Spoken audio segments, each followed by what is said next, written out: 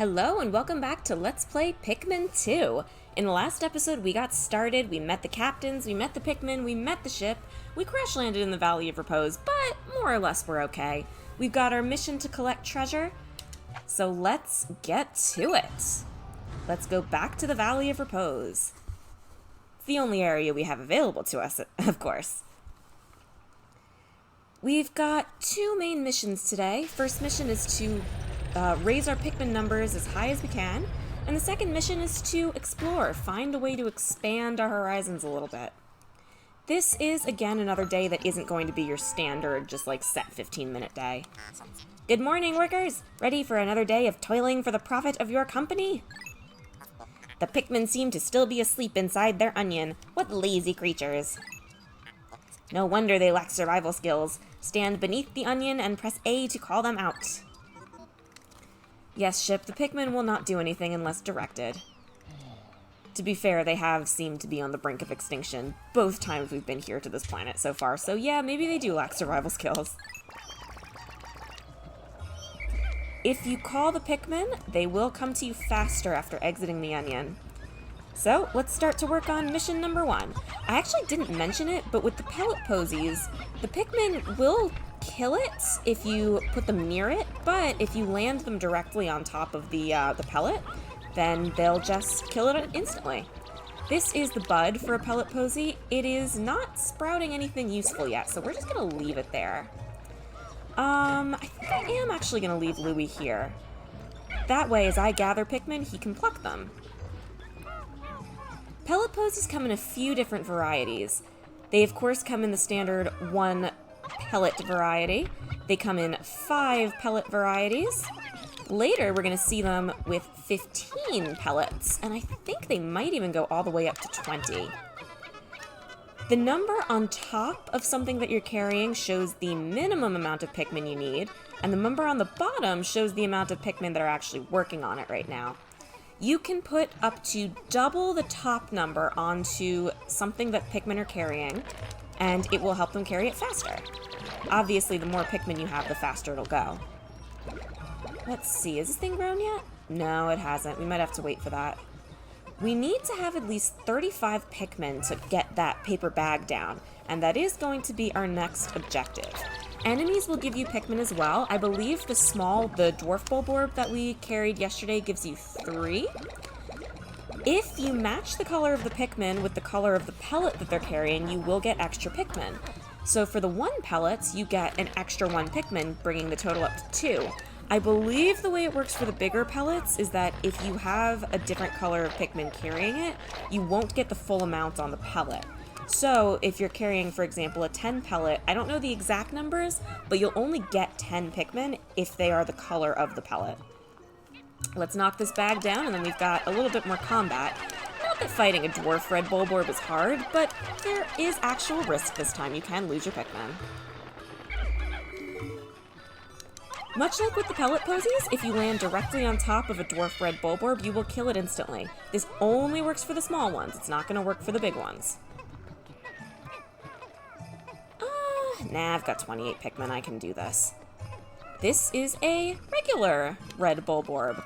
They will always be asleep on the field, which means they're pretty easy to take out. There's 2 ways to attack an enemy.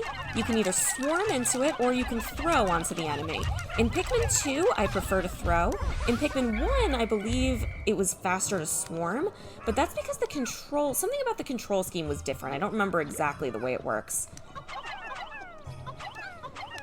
Depending on how big your group is, these guys can be very easy to take out. Sorry, I'm just like counting Pikmin in my head. How many go on here? 35, never mind. I'll just let these guys carry this a little faster. Depending on how many Pikmin you have in your group, battles will either be easier or harder. If you have a small amount of Pikmin, it is fairly difficult to take a big guy out, but if you have a large group, or even a medium-sized group like I did, they're pretty free. It's really not that hard to take these guys out. There will be other variants of bulborbs later that will be much harder, so don't worry. They're starting us out easy, but that doesn't mean it's going to stay like that. There was a wall before. I think I'm trying to think of what I'm going to do.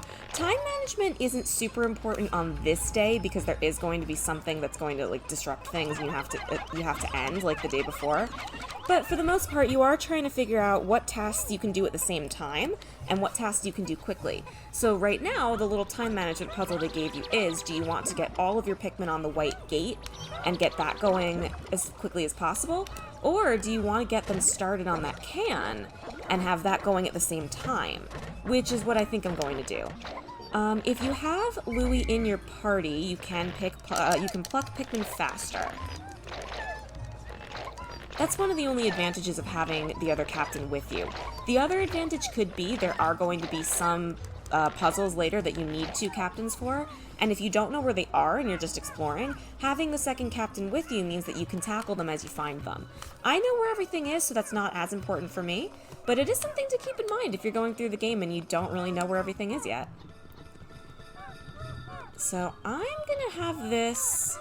I'm gonna let this go back as quickly as possible, so I'm gonna put the maximum number of Pikmin on it, which is not gonna be all of them. Sorry, I said that things can go double the top number. That's not always true. That's usually the rule for smaller stuff. With bigger stuff, you can go maybe 10 above, sometimes maybe 20 above. It really just depends on the object, so I take that back. I'm gonna leave Louie there, and excuse me, I'm gonna meet the Pikmin back here, so if the bridge isn't, or the gate isn't done by the time they get back, which it's only a white gate, it might be, then we can take them and meet up with Louie. Also, the music changes if you switch to Louie. Right now, this is the normal music. It's just like a normal 4/4 regular song. If you switch to Louie, things get syncopated. It changes the music. It's the same song, but it's a syncopated beat as opposed to just the regular and natural beat that you get with Olimar. I think this is cool. It's a very cool feature. I do think it kind of gets old, especially if I'm listening to a song that I really like and then I switch over to Louie and it gets all wibbly like that. I could live without it, but especially when you're not used to it yet, it is a pretty cool feature. Alright, we've got that can back.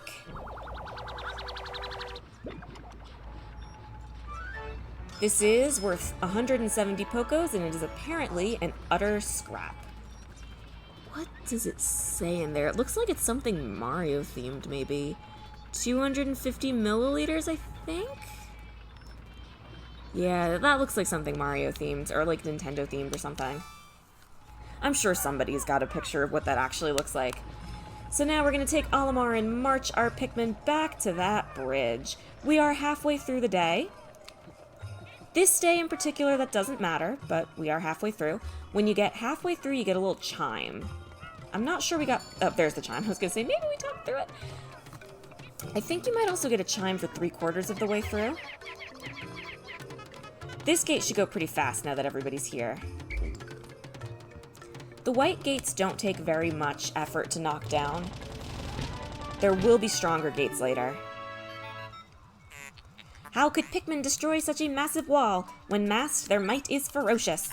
Louie, did Olimar instruct you on proper Pikmin commanding protocol? Apparently not. Olimar, you are failing in your duty as a superior. Allow me to explain.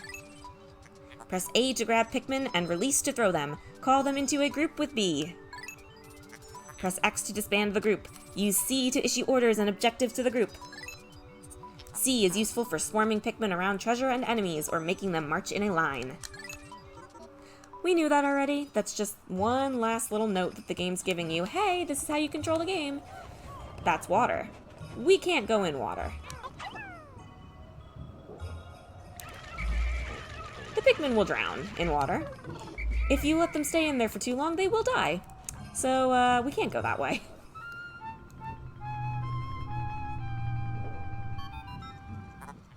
Interesting. Warm air is welling up from the hole in the ground before you. What could lie underground? What is wrong? You both show expressions of unease. Do not fear. The leader's group of Pikmin will join you. I shall dispatch my research pod, too.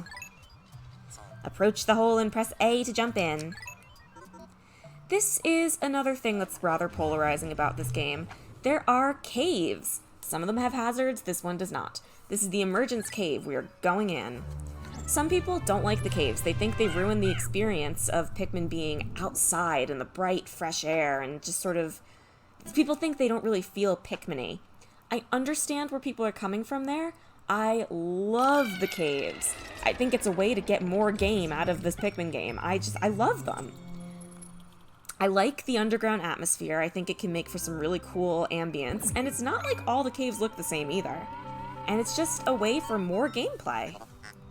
Intriguing. My heat sensors indicate that this hole's interior is warmer than on the surface. Analysis suggests subterranean areas may support different life forms than the surface. If you wish to check underground terrain, press Start Pause to communicate with me. I am not just a ship, I am an all-purpose support pod. Well, let's get to it. The time limit stops down here. Some people think this is a way to pad out the game. I actually really appreciate this. I am not a big fan of time limits. One of the reasons I never really liked playing Pikmin 1 is I don't know, I don't like time limits. They stress me out. And I know Pikmin 1 is really very easy. It's pretty hard to actually, like, not do everything within the time limit. I just don't like it. It just stresses me out. It's not how I like to play my games. So when the time limit pauses down here, it just makes me happy. I should also mention that there's no overall time limit for this game at all, period. Your days are 15 minutes long, but you have no limit on the days that you can take. Which, again, just makes me more comfortable playing the game. It's just what I like in a game.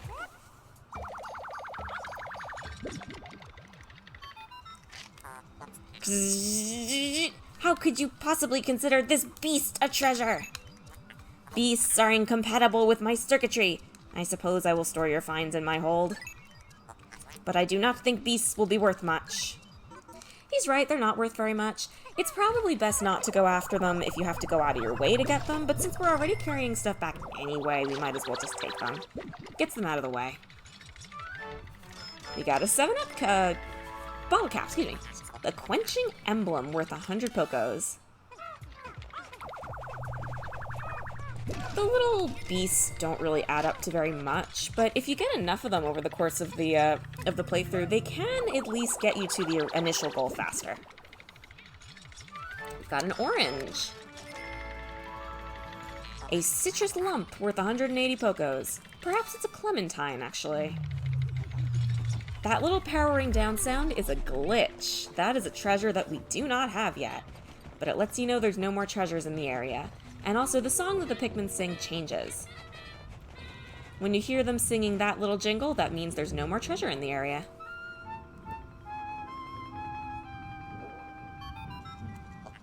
This hole appears to be quite deep. My sensors indicate more treacherous terrain ahead. Louis, you do recall that you can adjust the camera with L, R, and Z, correct? I do recall. Your expressions suggest that you do. Excellent! Then approach the hole and press A to enter it. The ship is not going to be giving you constant reminders. This is technically still a tutorial area, so it is going to remind you of the controls every now and then. But that's the last one you're going to get for the camera. Also, the game autosaves, I actually forgot about that, so what I did was at the beginning of this recording session, I actually copied my file, just in case something goes wrong. I'm going to show you these little scenes for now, but after this cave, I will be skipping them. You can press A to skip it. It's really all the same. Once you've seen one, you've seen them all. This is the final floor. Most caves are not this short, but this one is. Tutorial and all. So let's just fight these bulborbs. I'll probably get better at aiming as I go. Like I said, I'm still used to having the lock-on command. Yeah, you guys take that back, why not? Again, if you got nothing better to do. Map of the world. It's inconceivable that such an immense object has been buried here for so long. The design on the outer shell resembles the surface of the planet as seen from space. Perhaps this can be used for something other than salvage. But how will we ever lift it? I fear that even 100 red Pikmin will be unable to lift it. Not that we have 100 red Pikmin anyway, but the ship is right. 101. Doesn't matter yet because we haven't gotten that many Pikmin, but 100 is the limit of how many Pikmin you can have out on the field. With the dwarf bulborbs, obviously you do want to kill them as soon as possible, but If you throw enough Pikmin, even if you miss, you'd probably be okay. Ooh, we actually lost one. Silly me. Ah, well, losing a Pikmin here and there is really not the end of the world. And you want to aim, like, slightly past it. I'll get used to it eventually.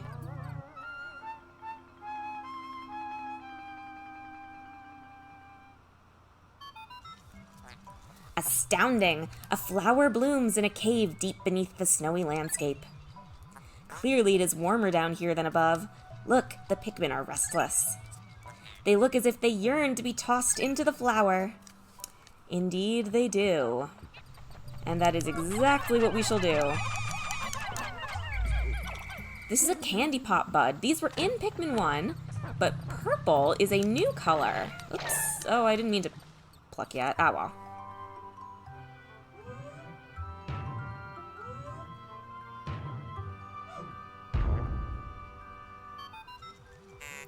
Amazing! A purple Pikmin! It is hair, and is quite stocky. It seems very heavy and strong.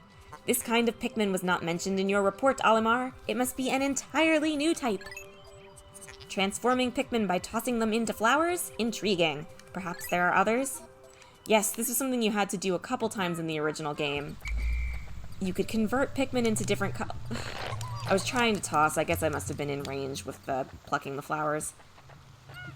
Now I can show you, if you're holding a Pikmin and you press the D-pad, you can cycle through the colors. You can also cycle through buds and flowers if you have any.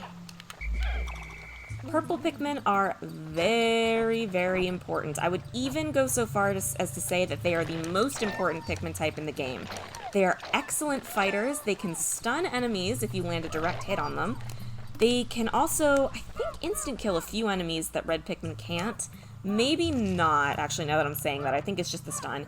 They can also stun enemies by being thrown close to them. And their carry capacity is that of 10 Pikmin. So if you're carrying something, one purple Pikmin is equal to 10. However, they are very slow. You can see them lagging behind the group. If you get too hasty and you lose a Pikmin to just, like, getting lost and losing sight of you, it's very likely going to be a purple. They also have the slowest carrying speed out of anything in the game. So one purple Pikmin could carry something big, but it will be slow. See here, this is not moving quickly, even though we've got a bunch of reds on it too. You can come back down into the emergence cave and get more Pikmin as long as you have 20 or fewer. We're not going to be taking the time to come back here and do that just for one more round of purple Pikmin. There will be other places you can get them and you can grind them out, but the game does not want you to be able to do it here on this really early, easy level. It's probably just as well. Purple Pikmin are a little bit overpowered. There it is, the Northern Hemisphere, the Spherical Atlas worth 200 Pokos. There is a device resembling a microchip embedded inside the sphere, retrieving data. Error. I could only decode a portion of the data, but I did retrieve new geographic charts. I will input this data into my planetary database and name it the Sphere Chart. Press Start Pause to contact me and access the exploration kit on the radar screen with L. Now that we have this new data, you should explore the decoded territory tomorrow. Indeed, that is what we will do. And there's that power down sound again. We might as well pick up some of these guys while we're here. Another thing about caves that's different to the surface is if you are in a cave, you will always take your Pikmin with you, regardless of where they are and what they're doing. So you can have Pikmin working on bringing this back, just in case they get it back, and if they don't and you leave, they'll come with you anyway. The only exception to this is if they're buried in the ground. So for example, if we left some of the purple Pikmin here and then left, they would not still be here when we came back. I'm willing to wait a second for those guys to get back. Astounding! Water is shooting out of this geyser with incredible force. Sensors indicate it has enough power to launch you into the air. Approach it and press A to try. Yep, this is how you leave. You get in through holes and you leave through geysers. Geysers will always be at the end of a cave. Sometimes if you get a longer cave, you might find one in the middle, too. There's those guys getting back. I'll wait another second to see if they get back, and if not, I'll just forget about it. Yeah, let's just go. Escape to the surface with your Pikmin.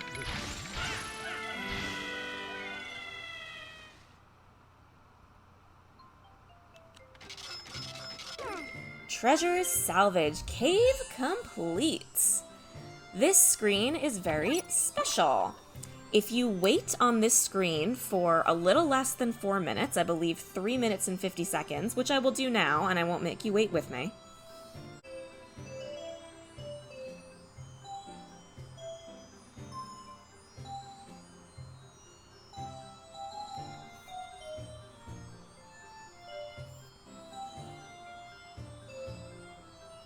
You get Totaka's theme. Totaka being one of the... I don't remember if he's a composer or a sound designer, but somebody who worked on the sound for this game. He hid that little jingle in, I believe, all of the games he's worked on. The most famous example is, of course, Animal Crossing, where you can get KK Slider to sing his song. And another really famous one is Luigi's Mansion. I showed that one off as well. There is a second way to hear the song. I'm not going to be doing it because it involves taking out your memory card, and I just don't want to mess around with that. But if you don't have your memory card inserted when the game tries to autosave in a cave, you get a screen saying that you don't have a memory card. You get a different song, and if you wait on that screen, you actually get Totaka's song again. That was discovered very recently. Well, okay, 2019 isn't very recent anymore, but relatively recently. Ugh, time. I will be saving. It doesn't matter in terms of Let's Play safety. We've already saved a bunch of times. Back in the Valley of Repose. We've done all we can here for today. We've basically cleared the entire thing out until we get a way to cross that water.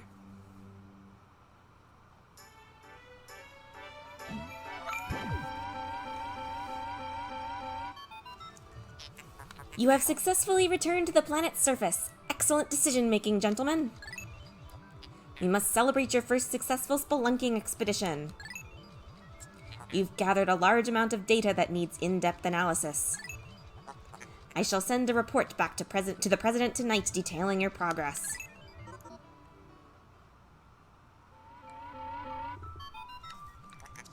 Olimar and Louis, since you will explore a new area tomorrow, today's work is done.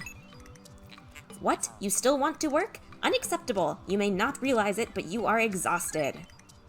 You should take a much-needed rest as you have all the time you need to collect treasure. Haste makes waste, so take it slow and steady. Bad advice. You don't actually get stopped after every cave you do in the game, and you can do multiple in a single day, and it is in fact recommended to do multiple in a single day. But there's nothing else for you to do here, so the game is kind enough to just send you to the end of the day. This ends the tutorial. The rest of the game is not going to be this hand-holdy. And also, days and timing is just going to work as normal now.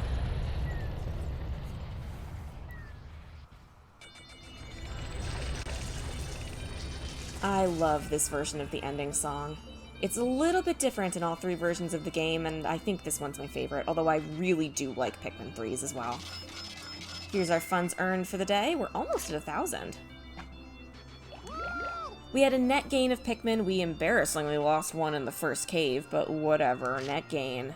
We haven't lost any purples yet, that's the real important thing. Baby steps first, Olimar. Plan well and don't worry about me. Our debt is with Happy Hocotate Savings and Loan, after all. Besides, there's nothing left to repossess, so ha! The President. Funny character. I love him. And that's it for this episode. I will be checking out the Piklopedia and the Treasure Hoard, but if you're just here for the main meat of everything, you can leave now. I think I'm going to do the outro at the end, though. So, Piklopedia. We encountered 2 new enemies. Well, that's right, they count the plants as well. Here's the dwarf Bulborb. I'm not even sure you can wake it up by doing... Yeah, you can. Okay. So you can see how this guy attacks. He has a very, very wide attack. He can kill multiple Pikmin at a time. However, if a Pikmin gets stuck in an enemy's mouth, you do have a brief amount of time to kill the enemy before it can swallow. Red Bulborb, Grubdog family. This large organism has the familiar mandibles and cranial morphology of the grubdog family, as well as the characteristic bulging eyes. As with most grubdogs, the creature's cranium comprises half of its total length and girth, showing a scarlet abdomen with white spots. This creature is primarily nocturnal, choosing to prey upon smaller creatures returning to their nests. Originally classified as the spotty bulborb, further research has reclassified this species as the red bulborb. Subspecies of various colors have recently been discovered, but academics are divided into two rival camps over how to handle their classification. This is the snow bulborb. Acts exactly the same as the dwarf red bulborb. Snow bulborb, breadbug family. Like the dwarf red bulborb, the snow bulborb is a member of the breadbug family that seeks to survive through imitating the appearance and behavior of a bulborb. Its pale coloration and blue spots make for easy identification. In particular, this organism mimics the hairy bulborb, but it is of course unable to grow the hair that gives the hairy bulborb its name. However, as the hairy bulborb has been known to lose its hair in certain circumstances, the snow bulborb is an effective mimic that is often mistaken for a member of the same species. This is kind of like the Gloomba of this game. You only find snow bulborbs underground, and they're exactly the same as dwarf red bulborbs. Violet candy pot bud. You can make it close up, but that doesn't really do anything. Violet candy pot bud, candy pot family. Research from our most recent expedition has confirmed the presence of candy pot buds in subterranean regions.